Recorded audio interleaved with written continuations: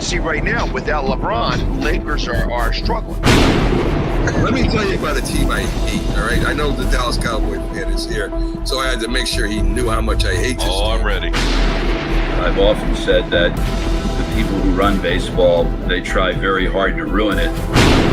I'm from Brooklyn. I don't have a problem saying it to his face. Oh, I'm from Brooklyn. Hey, guys, any?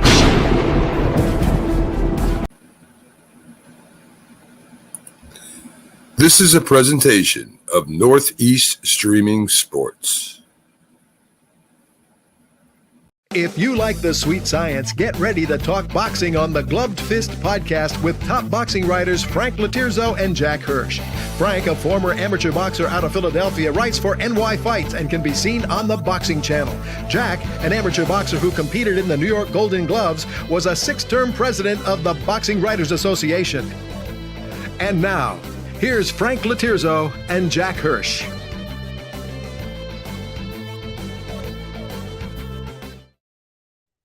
And we're back. Welcome to Glove Fist. My name is Frank Latirzo, former fighter, part-time writer, full-time observer, joined by co-host Jack Hirsch, former 6-term president of the Boxing Writers Association of America.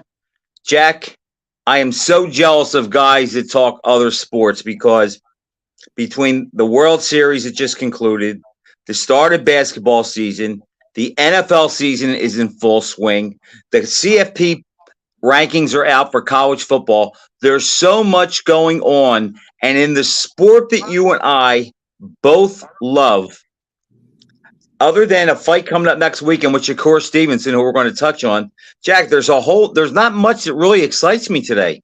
No, there's not. In sports leagues, the best eventually have to play the best. There's a playoff system where they can't avoid one another unless there's an upset, and then it's okay that they don't play one another. Like in the World Series this year, Phillies played the Arizona Diamondbacks. That wasn't the ideal World Series to have.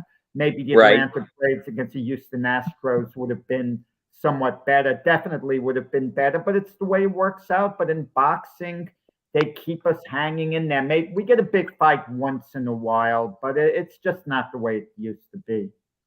Well, before we get to the boxing, Jack, let me just say this.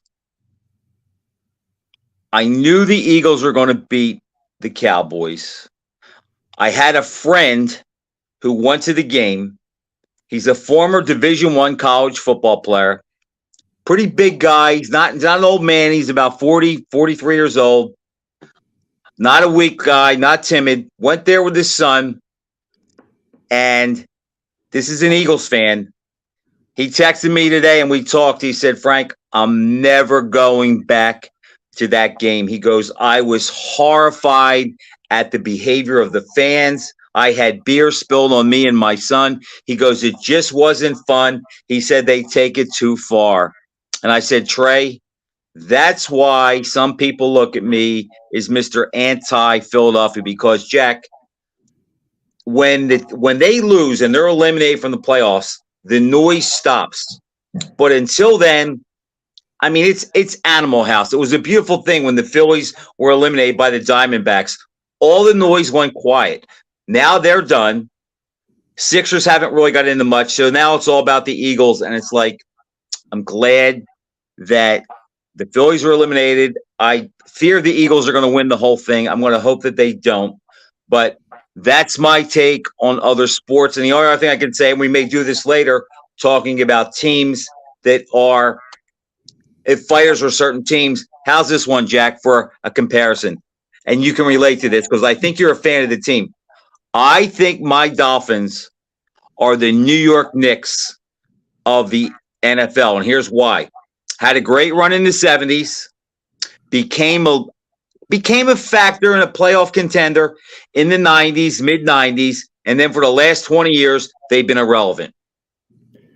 Yeah, I don't know if they've been irrelevant. There's been a lot worse franchises than the Dolphins, but they haven't made a serious run at the Super Bowl. Last year, they got in the playoffs. Their offense is very charismatic, extremely charismatic.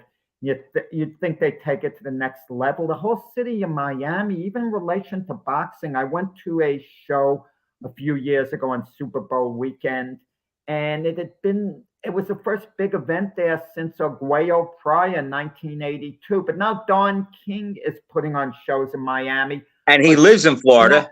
he lives Boca Raton, but Right. Don King at age 92, even though he might be doing well, he's not the Don King of old who puts on these massive promotions with big names. He has a few of the lesser names on the contract. Some of the sanctioning bodies might, allow his guy to be a belt holder, whatever, but they're not big attractions, in other words. But, it keeps King busy, and they put the word championship before a fight. But he runs at the Highlight place in Miami Beach. And, good for King. He's amazing, age 92. Can And you Bob believe that? Arum, age 92, is flying to Saudi Arabia to back his guy, Tyson Fury. These guys are amazing at age 92. They're still going In the at most it. stressful They're business, competitive. Jack, in the most stressful business that there probably is, that wears everybody out. It's amazing that not one of them, but both of them are going strong. They both can articulate and speak. It is pretty amazing. Yeah, it is. So they used to be the only game in town, King and Arum, the only major promotional groups. They'd be going at one another. They each had their own style. Obviously, Arum wound up being the greater promoter, having his company top rank as opposed to King. But this is a good question, Frank. Many years from now, who is history going to consider the greater promoter? And I'm not talking about based on merit, because King put on maybe the bigger promotions like Ali Foreman, for example. So he may have put on a couple of bigger promotions than Arum ever put on, even though Arum's body of work is greater. I think Arum had the lead early. I think King caught him, maybe surpassed him, and I think now Arum's back in the lead. So I would say Arum would be the one. Well, no, but I'm not King, saying who we would both rate Arum ahead of King, you and Right. I. But what do you think? How's history going to look at them later on? Because history could distort things. Case in point, we don't know 30, 40 years from now. Floyd Mayweather might be considered the greatest fighter of all time by a couple of generations down the line. I mean, you never know. You're right. I hope I'm not alive in that world. Well, And I'm sure I won't be, but because the younger guys will be writing the history. All right, let's talk about our sport. Jack, there was a big story, and it is a big story. You may not think so. But I can't leave football. The Jets play tonight. I'm a Jet fan. You can see I'm representing tonight. But I'm And Jack, as much as I should hate the Jets because I'm a Dolphins fan, the Jets gave the Eagles their only loss. So my heart goes out to the Jets. I'm good with the Jets. Okay, let's start off with this. It broke a little while ago, and that is a fighter that I think we both agree on has some potential. Heavyweight contender Jared Real Big Baby Anderson, 16-0, 15 knockouts, was arrested in Oregon, Ohio, charged with driving under the influence and improperly handling of a firearm, pulled over about 1 a.m., police clocked him going 55 and a 40. I do that every day. I don't think that's a big thing. Police say Anderson was impaired and admitted to smoking marijuana and consuming alcoholic beverages earlier in the evening. Officers searched the vehicle, found a pistol in the glove box. Anderson was booked and later released on bond, has a court date on Tuesday. Jack, I had some positive thoughts about Jared Anderson. I don't like this news. I don't like what this points to. And here's a guy that said he only wants to box a couple years. I think he has potential. And what we see is a very, very, and I'm being nice, pedestrian division in the heavyweight division. And this guy, I don't know where this is going, but it's a bad sign. At one point, at least I thought Jared Anderson could be the future of the heavyweight division. At one point, I'm not saying I thought that. I thought he could conceivably be that. They were moving him along nicely. But then there came a point where he can only be a prospect for so long, Frank. I don't want to hear that a guy's a prospect for 4 or 5 years. I mean, that's way too long. Your prospect maybe the first couple of years. then you have to be more than that. Then you have to be trending towards contender status. And Jared Anderson, I don't care what the sanctioning body said, never really did that. He beat Charles Martin in a very rough fight where he was exposed, I think. But he won the fight. He showed a lot of heart. He won a fight after that. Now, you got to break down what he did, because on the surface, you might think, oh, Jared Anderson, what a terrible thing. And it was terrible. He was driving 55 miles per hour in a 40 mile per hour, zone. That's wrong. easy to do. Wrong. But that's right. He may have just accelerated a little at the time. He wasn't driving 80 miles per hour in a 40 zone. He wasn't, I won't say he was reckless. He was maybe temporarily lost, temporarily careless. Everyone behind the wheel sometimes goes a little over the speed limit and not meaning to. That's not outrageous. Under the influence drinking, how much under the influence was he? It's bad if you're under the influence by the tiniest amount. I'm not condoning it. Don't get me wrong. But was he obviously drunk and got behind the wheel? Not just over the limit. Was he seriously impaired? Now, I don't want anyone to come back at me, well, anything over the limit, you're impaired. I'm not arguing. I hate drunk driving, okay? But him and the firearm, too. Was it a legal firearm? If it's an illegal firearm, what the heck's he carrying it for? If he's going to shoot someone in self-defense, I mean, get some type of security or whatever. Jared Anderson would be very loved by the police department, and he'd probably have a number of friends who'd be off-duty officers who'd want to hang out with the future heavyweight champion of the world. I mean, just use better darn judgment. Has he been threatened? He's not exactly a celebrity, Jared Anderson. I'm going to be honest, Frank. If I walked into a store and Jared I knew you were going to say this. Right past me, I wouldn't recognize him.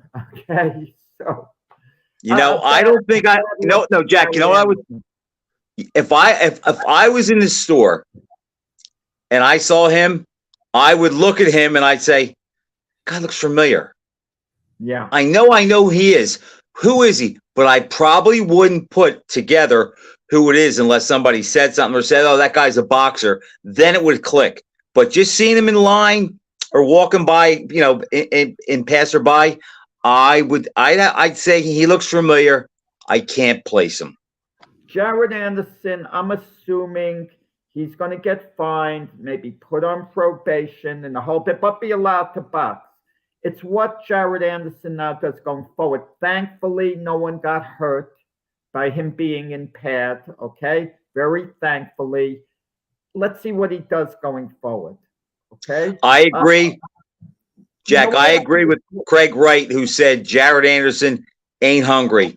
Craig is right. I think that we have enough evidence to see that. I think he's gifted. But you know what? You need that other part. You got to eat, sleep, and drink this. And if you don't, you're going to be exposed, and it's going to come out in the wash eventually. If you're training, what are you doing being impaired at all? Jack, you know the part I don't like? Look, I know everybody has a drink. And I know that there are times that you could go out to dinner and maybe have 2 drinks. And if you were pulled over, you might be right on that line. Okay. I don't have a problem with that. But the smoking pot, I have a problem with if you're an athlete. Now, I know it's legal in some states, and I have friends that use it as a sleeping aid, or they take the pill or the gummy, whatever. I know nothing about it. I don't do it. I don't sleep well. Maybe I should look into it. However, I know that makes you lazy. And I don't like, when I hear of an athlete, I don't care what sport he plays. If I find out that he smokes a lot of weed, I just think to myself, that's not good. And that's what bothers me more. Even though it's not a big deal, it's not like it's a real strong drug. It's a gateway drug. Even if he has no issues with it, I don't like what that does to an athlete. And for a guy who has the hopes of one day being the heavyweight boxing champ, I just don't like how that looks. That's not a good look for me. Yeah, you know what gets me, and this is with any athlete who has the potential to make major money. Jared Anderson should think, if I work hard for 5 years, I could make enough money to comfortably live the rest of my life, retire, never have to work again, get myself a house, a condo, wherever, play golf if I like that, just walk around shopping malls, go to the beach, travel, do whatever the heck he wants. You know, Jack, and Ali with had a Jared saying. Anderson, Ali had a saying, suffer today, live like a king tomorrow. Okay? That's why I love Rocky Marciano, Jack, because anyone who follows this sport and is not a casual knows that when he went to training camp, it was for 3 months and there was no bending, no breaking the rules. He didn't get overweight in between fights, and he knew, I'm only going to have to do this for 7, 8, 10 years. And then when I'm done and I walk away, the rest of my life will be paid. I'll never have to worry about money. So I'll suffer today, but I'll make sure that I get everything out of my body that it has to give. And that's why I respect Rocky so much. And when he could have fought Johansson and went to camp up in North Jersey for a couple of weeks, and he realized, I cut corners now. I didn't used to do that. He walked away from the money. With the Archie Moore fight, his last fight, he trained hard, but he didn't train quite with the intensity that he did before. He felt he was kind of losing his edge. But what's with these Brockton guys? Marvelous Marvin Hagler, he would call training camp going to jail. And right. He was always in magnificent shape. His wife gave birth while he was in training camp. And he told the Petronellis, his handlers, I think it was like a Thursday or Friday, can we make today Sunday his off day, meaning he'll flip-flop his off day so he could go to the hospital. That's about as far as he would cheat. And closing about Jared Anderson, he might be a very good person. Let's see what he does going forward. It's not like he mugged someone, held them up, right. Beat someone up. Okay? It's bad what he did. But he was hurting Jared Anderson, not anyone else. But fortunately, he didn't hurt anyone else. And Jack, he's only what, 23? Yeah, hopefully he learns from it. Maybe it's a wake-up call for maybe, we don't know what he's feeling. Maybe he's deeply embarrassed about it. Maybe he wants to be a role model. Let's see what he does going forward. But he is going to have some legal issues. If that firearm was illegal, he's going to have some issues to deal with. And considering he doesn't have a past history, I would. Right. I'm not killing the guy. I just don't like. I don't like it either. I don't like the run-ins. All right. Real quick, let's touch on our boy Shakur. And I saw Effie Ajagba fight. Well, Effie Ajagba this weekend. I just want to say Joe Cordina, Edward Vasquez. Didn't see it. Heard about the decision though. Did you see it? I saw it. I didn't score it. I saw most of the fight. I was busy doing a number of things. I would sit down, watch 2 rounds, get up for part of another round, back forth, because the fight didn't interest me that much beforehand. Right. It was the IBF featherweight title. I'm not into them putting a belt in the name of title and me getting so excited about the fight. But I wish I had seen every moment of the fight and scored it. But my impression, because guys I respect on both sides had it. A couple had it one way, a couple had it the other way. The only I'll say about this is Vasquez. I think it was his first fight at the weight. I think he did move up. Okay. I think I didn't score, so my impressions are worthless for the most part, Frank. So but one of the judges had it one-sided, and I think that's where everybody was going crazy. No, 2 judges had a 116. Oh, 2 judges. Right, and the CompuBox numbers were fairly even all around. So 2 scores of 116, 112 isn't really outrageous when you look at it that way, because there's a good chance that was a sincere. I'm going to have to assume it was sincere on the judge's part, who had it 8 rounds before. I could see it when most of the rounds are close. it being an 8-4 fight and leaving the impression was lopsided when it If was. you give the close rounds to one guy, after 4 or 5 rounds, Just 1 or 2. Because if both judges scored it 7-5 for Cordina, there wouldn't be much complaints. They'd say, oh, it's a close fight. They were only 1 round apiece. But 8-4 kind of irritated. Now, if you're talking about 9-3, 10-2, now you're starting to get heated about it. But 8-4, you don't like it. I mean, the people who felt it could have gone any way, they don't like it. But keep in mind, it barely falls within the realm of being acceptable, I think. well, the 15-round fights would settle that, but they're never coming back. All right, Effie Ajaba, I saw his fight against Joe Goodall. Ajaba, to me, Jack, looks like he uses his jab a little more. Looks like he worked on his boxing a little bit. I agree with Bradley. His footwork's not great. He's improved, but it also could be because of who we had in front of him. I don't think he's a threat to win the title. He seems like a nice guy and a hard trainer. I don't see him as a threat with the elite guys that they're talking out there now. He's busy. He throws a lot of punches. He was in a tough fight till he forced a stoppage in the 4th round. And it might have even been a little bit early stoppage, but not that bad. Yeah, I like to look at guys like him this way, Frank. Can they ever get to a point where if they're fighting a big name heavyweight in a big fight, be it Usyk, Fury, Joshua, whoever, are they good enough to cash in against the big name? I mean, win the fight if the big name has an off night. Isn't it a good point in his career? Like with Nagabu and Tyson Fury, okay? Had he been in the ring of Jabba against Tyson Fury the same night, let's make believe Fury took it as a tune-up fight. Would he be good enough to cash in and win? I remember a buddy of mine, I may mention it on the past show, before Andy Ruiz fought Anthony Joshua the first time, a buddy of mine was taking his sons to Madison Square Garden. He wanted to know that Andy Ruiz have any type of chance. I said, Joshua probably is going to win the fight, definitely should win the fight, but if Joshua has a really bad night, Andy Ruiz is good enough to cash in and pull an upset if Joshua has a really bad night. Now, I picked Joshua to win. And guess what? Joshua had just had a terrible night. And Andy Ruiz was able to cash in. You could say he had a terrible night, Jack, or he got caught. Ajagba, to me, doesn't have that fight-altering power that Andy Ruiz has. So I think in the same situation, I'm not confident in him coming through.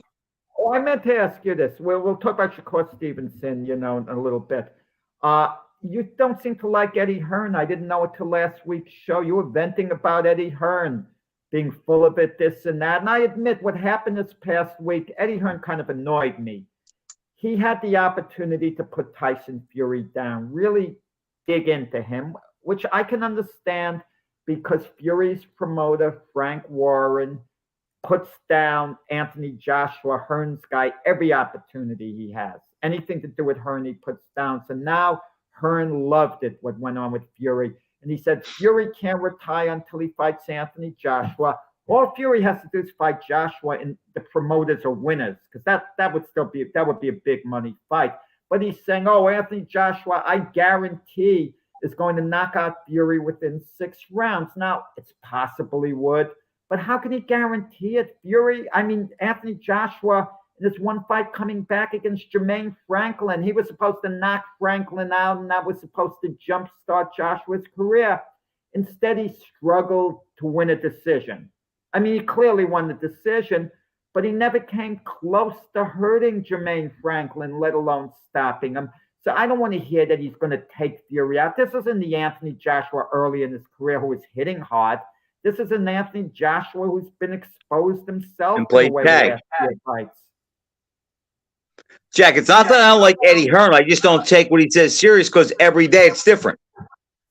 How many times we see on Boxing Scene, he's quoted saying, oh, we're close to this fight, or we have the money for this, or the papers are going to be signed tomorrow, and it never happens. Does he deliver some good fights and cards? Yes. But when I think of Eddie Hearn, I just think of a guy that just can't walk away from a camera and loves giving sound bites. Well, you don't really know what he can do sometimes. For example, he promotes Dmitry Bivol. What can he do with Bivol? No one really wants to fight Bivol.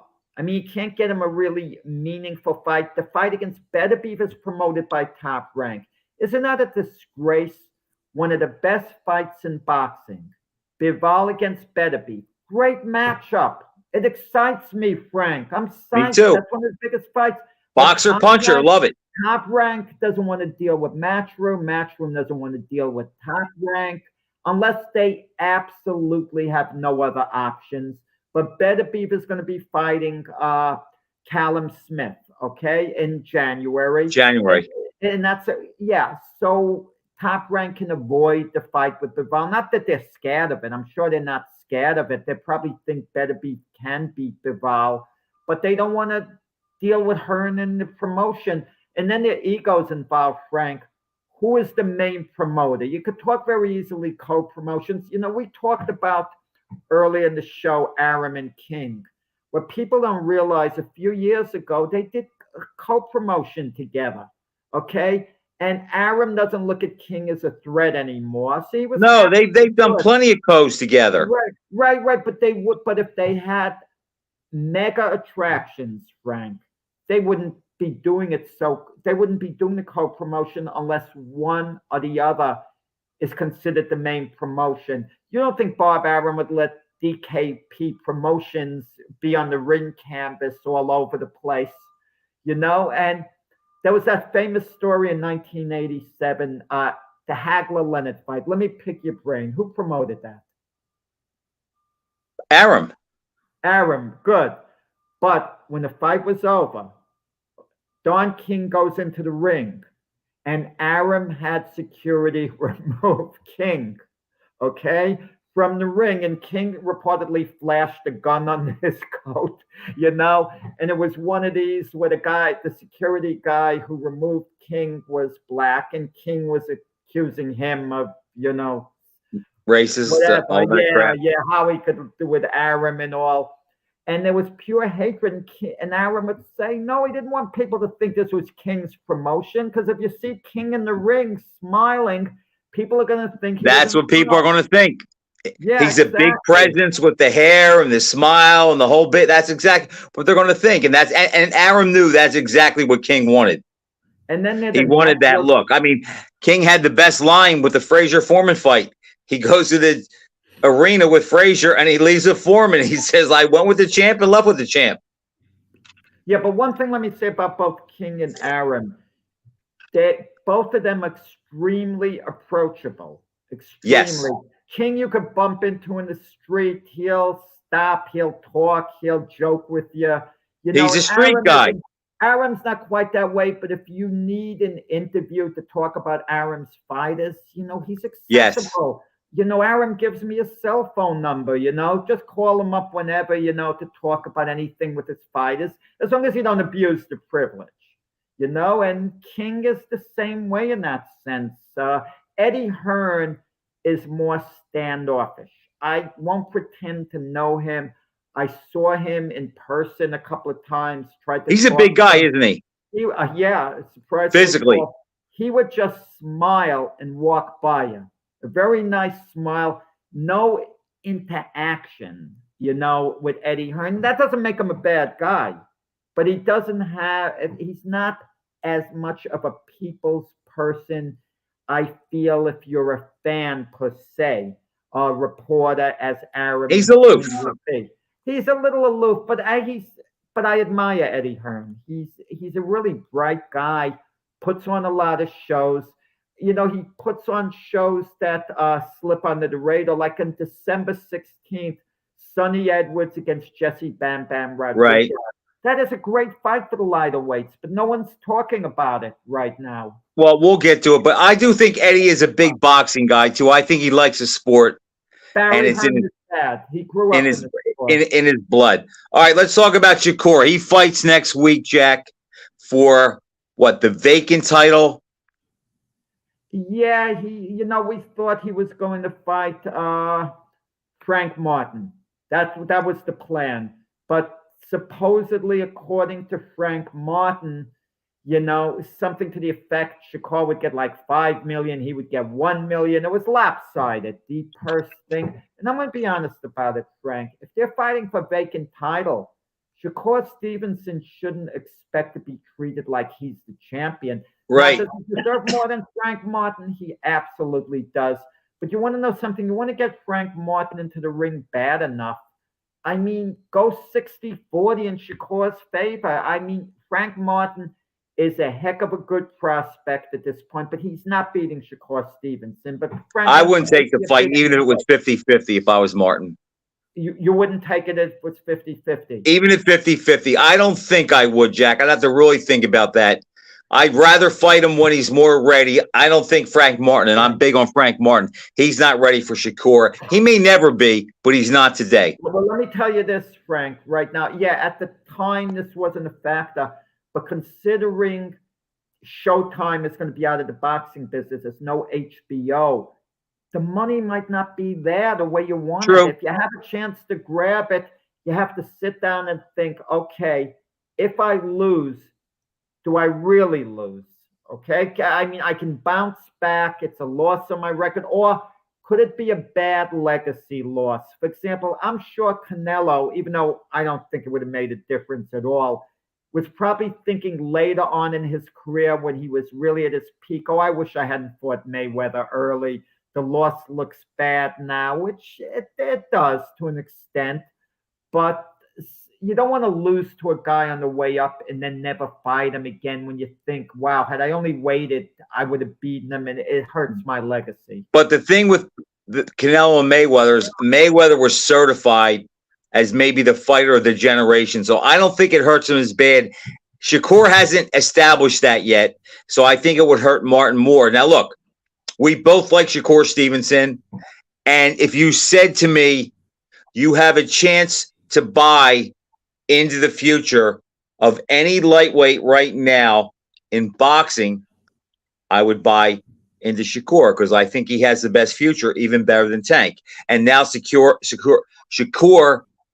he's got James Prince behind him now. He just got a Reebok commercial. So he has a lot going on, but he would be the one that I would want a piece of his future of more than any other lightweight. So if I'm Frank Martin, losing to him now, I mean, he may actually not be less affected losing to Tank because I think Tank probably has the better resume than Shakur, but I don't think that's going to be the case in 2 years. Yeah, I mean, you have a bunch of really high-profile fighters in lightweight to junior welterweight division. They can all mix and match, even though the junior welterweights, like Devin Haney, who's fighting Regis Progride. Devin Haney's not moving down to lightweight. I kind of get the feeling Devin Haney moved up in weight because it gave him a convenient excuse in a way. Craig Wright, Gervonta KO Shakur. Craig, if we're doing this show when that fight happens, let's talk. Well, Craig Wright, he's a Detroit Lion fan. You got to keep. Well, he has something to brag about now. Lion fan. Yeah. So that goes. He has some bragging rights now. Now, Craig, don't get too excited because if they have to play the Eagles, I would love to know. They'll be eliminated. Shakur Stevenson eat for free there. I don't know. Wait, I think we lost you, Frank. You back? No, I'm here. You're frozen or what? No, I'm here. But the thing with Shakur Stevenson is he needs the big fight at some point. I have no doubt he's going to could remain unbeaten the next few years. He's fighting a guy, Edwin De Los Santos. Correct me if I'm wrong. November 16th. Yes. What's it doing on TV? Is it on a Thursday night? It's opposite, the NFL, who runs, the Thursday nights. And but not many people have Amazon, so they'll probably do some good numbers. He needs to fight Tank. Yeah, but the big names are scared of losing. I will say one thing for Shakur Stevenson right now, to his credit. He's the hunter. He's going after Tank Davis. He's going after Devin Haney. Lomachenko doesn't want to fight him. Lomachenko's a little long in the tooth. Good respect to him for the fight he gave Devin Haney. He's still's got a good amount left in the tank, but he's not the Lomachenko. But let me tell you something, Frank.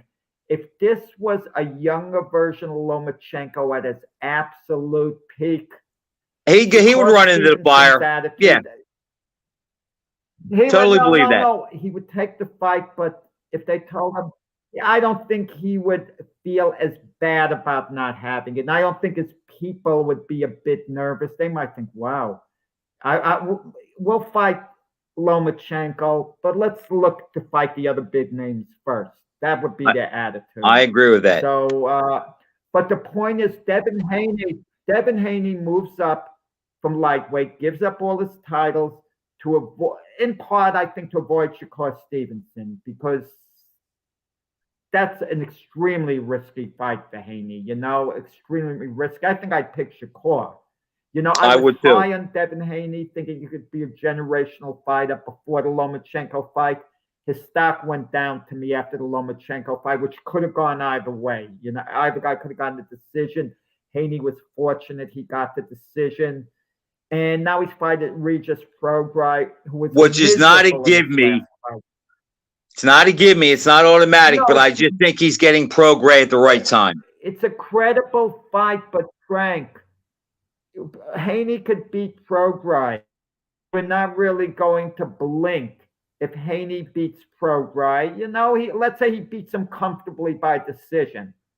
We're not going to say it's totally unexpected, but I'm going to say it's a good win. For Stevenson and Haney is wow. That is a big fight. That would reverberate all around the boxing world. Just the matchup. Absolutely. Or Tank Davis. Those three matched up. Any pairing. Whatever. You know who I'm dismissing, Frank. I'm dismissing him. All his talk. Let him prove something to me. I was pretty high on him. I'm not mad at him in any way. He gave an honest effort against Tank Davis. Ryan Garcia saying he's going to shut up all the doubters. He's going to do this. He's going to do that. Ryan, you had your chance against Tank Davis. More empty words. Just shut everyone up. You on the big stage. You on Broadway. You on the heart of Broadway. So now that you're off Broadway, I don't want to hear that, I'm a big star. I'm going to... Another guy that just talks and doesn't fight. Feel that way, but I don't trust Ryan Garcia in any big spot. He's got talent. I'm not saying on a given night, right, he can't surprise us in the future. No, he's one of the top 5 or 6 guys at the weight. He's just not who he says he is. Step back, who has a lot of potential. That's what I'll look at him. I mean, he's got a lot of potential, but he's got to do something before I'm going to believe in him again. I don't want to see it. Oscar De La Hoya's excuse that he lost weight. Oscar De La Hoya is another guy that when he speaks, I turn it off because I know it's just chirping. Jack. But Oscar fought everybody. I'm not talking promoter, not the fighter. Yeah, Jack, yesterday was the 30th anniversary of George Foreman winning back the heavyweight championship of the world. 20 years and a week after he lost it to Muhammad Ali.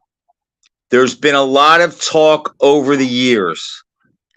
Is that the greatest comeback in boxing history? And I would have to say, I think that it is. Now, look, it didn't change my ranking of Foreman because when I rank Foreman with the greats, I go 73, 74. I don't bring in the guy that fought in the 80s and won the title in the 90s.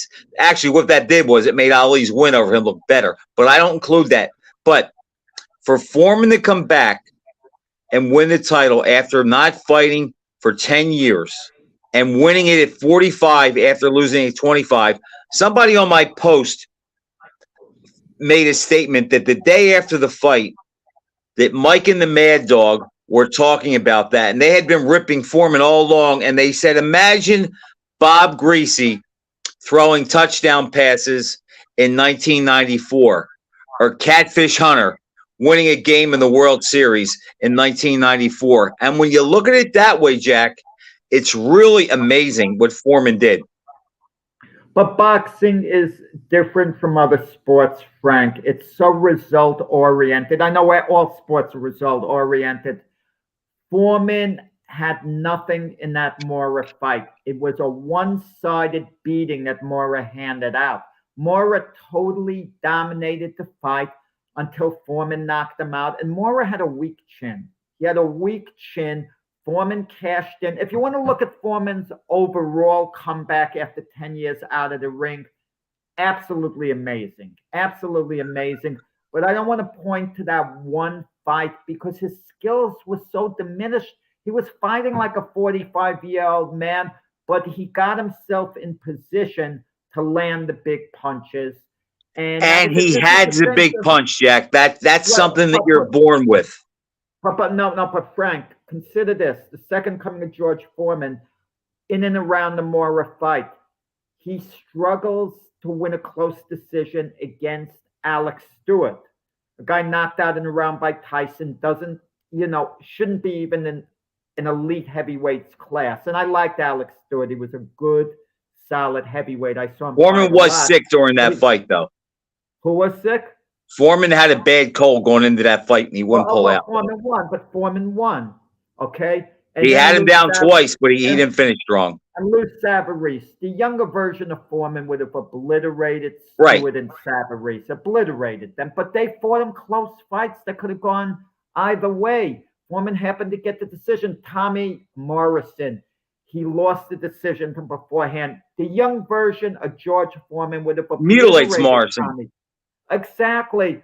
So when you say greatest comeback, the greatest result, I guess you win the heavyweight title at age 45 after last holding it 20 years before.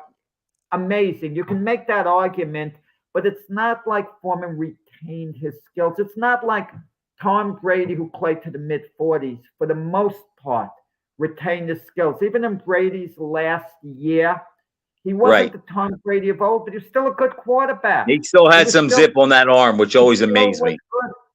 George mentally, he was amazing. The second coming of George Foreman never got knocked down, and he fought good quality fighters. I mean, his best fight in his comeback, Jack, was the Evander Holyfield fight. Even though he lost 8 out of the 12 rounds, he had some moments in those rounds where he showed that he was the real deal. And to me, here's the deal with Foreman, Jack. I know he's out. He was out there at the time talking about 40's not a death sentence. If you believe in yourself and you work hard, yes, I believe all that. But Jack, no other human being could have done what George Foreman did. And like you said, and I agree, Moore won almost every minute of that fight.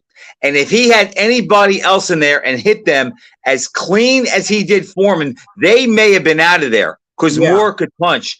But Foreman had such an overload of strength, power, durability, and determination that he was able to come through when Moore finally slowed down a little bit and sat right in front of him, and he lined him up for that right hand. So I think what he did is a little misleading. But Jack, his power, even though he didn't punch like he did in the 70s, his power was legit, and he came back to fight Mike Tyson.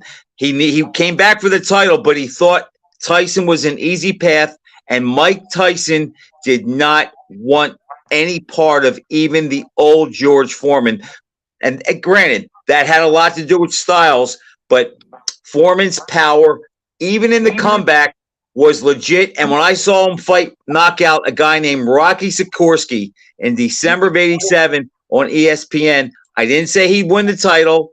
I didn't pick him to beat Holyfield, but I knew his power was legit, and it's still amazing. So my verdict is, I can't think of another fighter that had a better comeback. I mean, Ali was only out 3.5 years during his prime.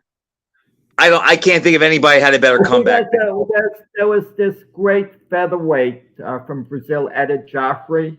Right. He was out of the ring. I think he was retired 3 years. You have to look it up, from age 33 to 36. And then he came, lost his only pro fights to fighting. To Harada. And then after, one was a disputed decision. Then after took a 3-year layoff and came back at something like age 36 and didn't lose another fight, regained the title to age 40. But but with George Foreman with Tyson ducking him, Frank, there's not hard evidence of that. I know you're going to jump on me about it, but Tyson was handled by Jim Jacobs and Bill Caton until 1988 when Jacobs passed away. Then he had the falling out with Caton. Foreman was first returning to the ring, and Foreman didn't establish himself as a serious threat till he knocked out Jerry Cooney in 1990. Right. And Tyson, I think right after that, lost the title to Buster Douglas. No, he lost the title to Cooney fought Foreman in January of 90. Yeah. Tyson lost to Douglas in February. Exactly. In June, Jack, HBO did a doubleheader. Foreman fought Alison Rodriguez and Tyson fought Henry Tillman. And they were supposed to fight next. Tyson, Jack, they were supposed to fight. Frank, that's why they promoted the fights together. No, they wanted to do it as a showcase. But I'm going to tell you something. We were talking about King and Arum earlier. Foreman was promoted by Bob Arum. He didn't trust King because of what happened in Zaire. He didn't trust Arum either. And Tyson he did. He had a great relationship with Arum, all in all. He did. He really did. King was promoting Tyson. And if anyone was maybe ducking Foreman for whatever reason, I don't know what King was thinking, whether he was or wasn't. They weren't getting together. And then shortly after the Douglas thing, not shortly after, Tyson had a couple of fights or whatever, Razor Ruddock and all that. I mean, good fights. Ruddock was considered an acceptable opponent. And then he had that incident in Indianapolis. He was out of the ring till 95, from 92 to 95. The timeline was there where they could have fought, I agree. But for what Jack, I was there. I don't think Tyson consciously ducked him. Well, I'm going to tell you what Tyson said to King, that King relayed to Bobby Goodman, who told George Benton in front of me and Val Colbert.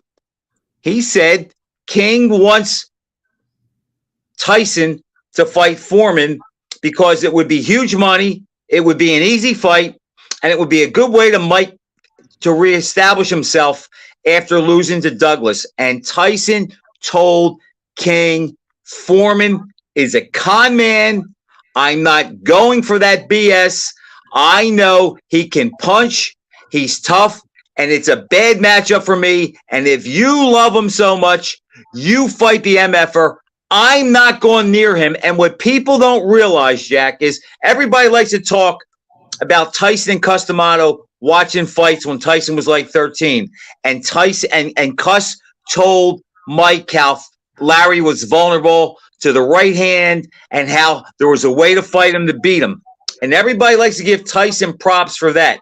But what they don't ever talk about, Jack, is the fight that Mike Tyson and Customato watched over and over and over, because Mike was totally blown away by it, was the first Frazier-Foreman fight, because Tyson could not believe anybody could do to Joe Frazier what George Foreman did. And Customato sat there never thinking that one day his guy could cross errors with Foreman. And he said, Mike, if you attack Foreman, it's worse than going after Joe Louis. He is suicide for anybody that has to bring the fight to him and anybody that's vulnerable to an uppercut.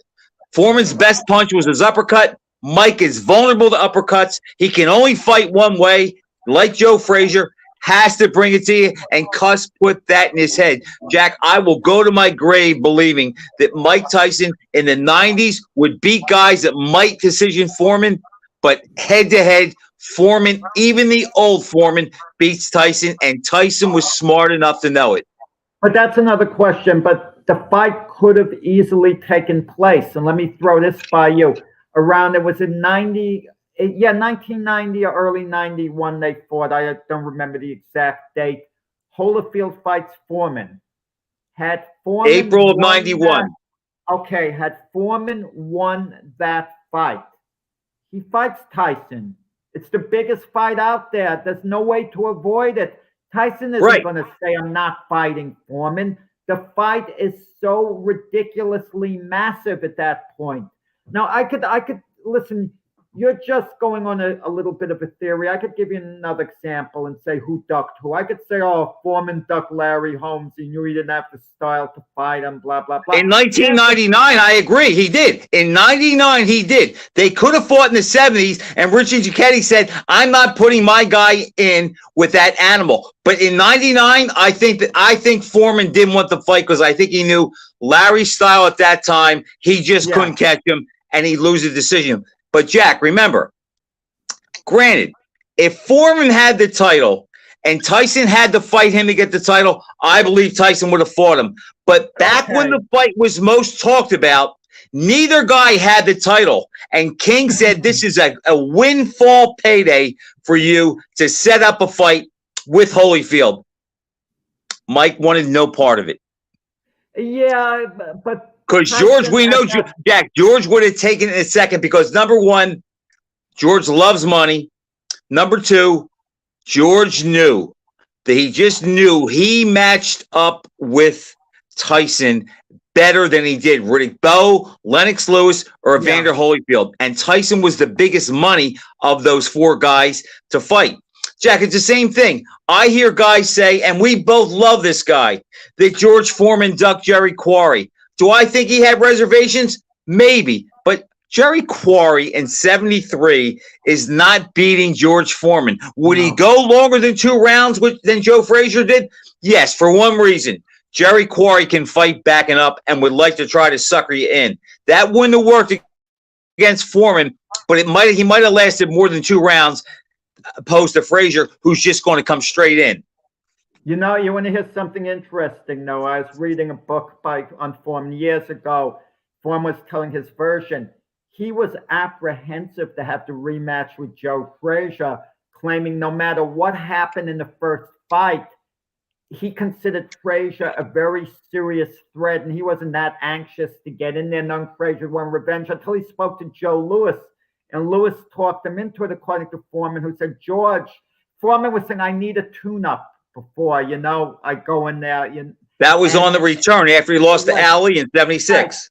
And Lewis said to Foreman, Frazier will be a tune-up. And he had such respect for Joe Louis, Foreman, that, he wound up taking the fight.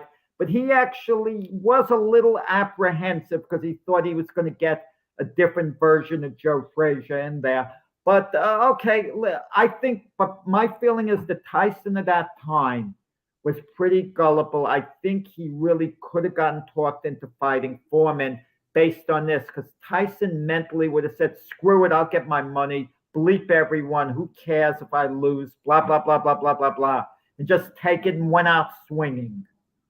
Who knows what would have happened. Again, Jack, I think if there's a title on the line, I think Mike would have fought George if George had the title. But I think with no title, it was too risky. And Jack, think about this. Now, this fight has always been talked about. And people try to talk about, well, Tyson had quick hands and head movement.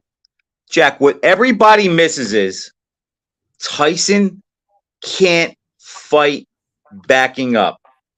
Foreman is stronger, bigger, has a heavy jab, and has the uppercut behind it.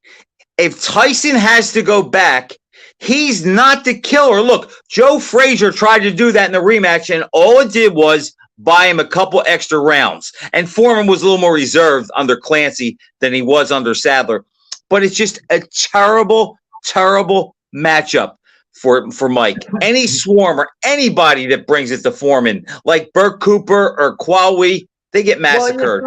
I'm not saying who I would pick, but consider certain factors. Tyson had a really good chin. He did. Really good chin.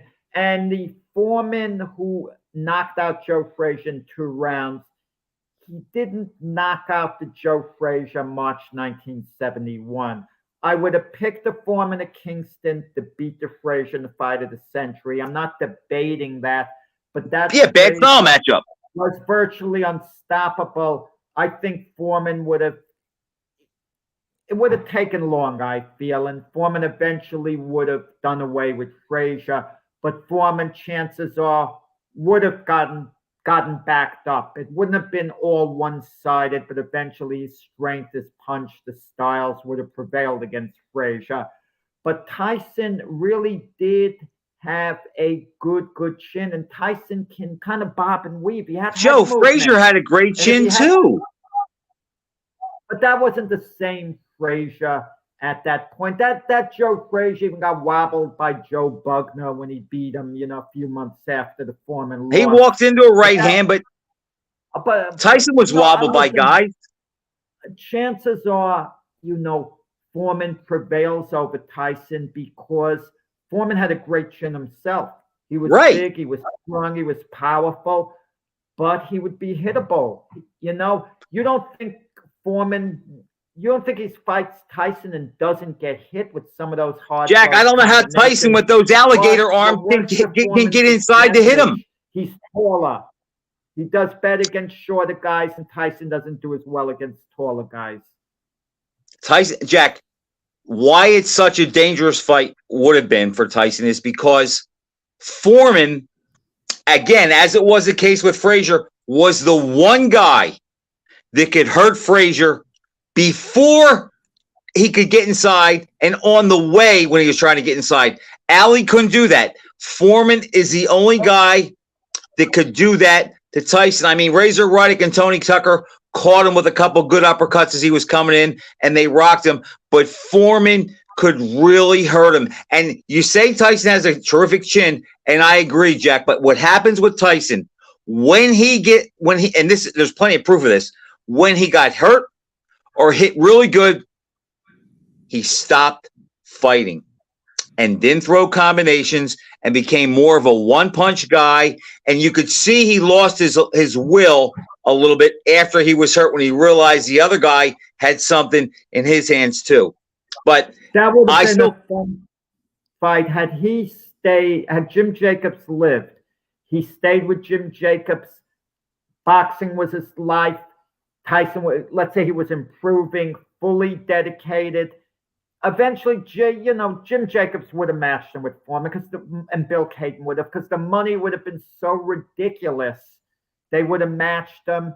And if Tyson was devoted his whole life to boxing, no outside distractions, it would have been pretty interesting. I think up until the Cooney fight, I think they definitely would have matched him. I think after the Cooney fight, I think that might have scared them off a little bit. But I will say this, and we talked about this before. I remember talking to Jacobs, and I used to buy fights from him when he had the office in New York with big fights. And he told me about Tyson in probably maybe 81. And he said, Frank, I have a kid that is a combination of Foreman and Tyson. He checks all the boxes. That's it. That wasn't his word. Although he said Foreman and Frazier.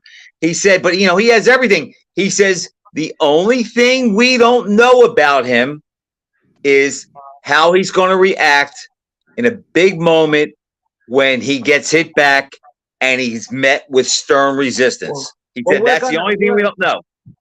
Frank, we have very little time left, so I'd like to pick up on this. But for those who claim Tyson was a front runner, couldn't win a tough fight, couldn't persevere, Douglas was given a long count in the 8th round. Had Douglas been counted out, the referee could have stopped the fight. People would be raving. Tyson, eyes closed, taking a beating, showed the heart of a lion. They would be lauding his courage, not questioning it, had that happened. So it's a very thin line. I don't question his courage, Jack. I just don't think he has that courage like a Holmes or an Ali or a Frazier or a Holyfield, that like when it really is a matter of life and death, I don't think he shows up. In closing, let's root for the Jets to win tonight. Who do I want to win that game? No, I think I want the Chargers. I'm a Justin Herbert fan. Okay. Oh man, Frank. Yeah, my bad side. Thanks for saving it for the end of the show. So, okay. I'll be off next week, Frank. You'll have a guest in my place, I'm sure, whoever that is. So I'll see you in 2 weeks. All right, Jack. Good night, everybody. Thanks for watching.